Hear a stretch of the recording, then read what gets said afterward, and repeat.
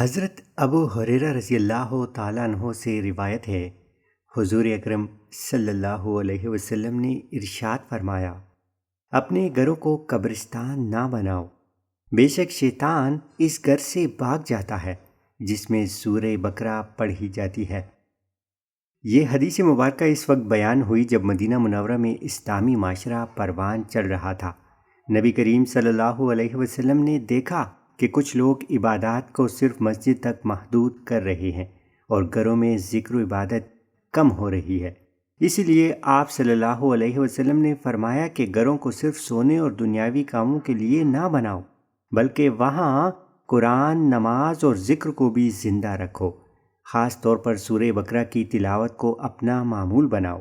سورہ بقرہ کی تلاوت گھر میں برکت لاتی ہے، شیطانی اثرات کو دور فرماتی ہے۔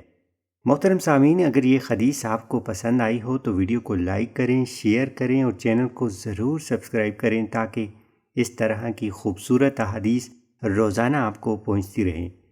فی امان اللہ۔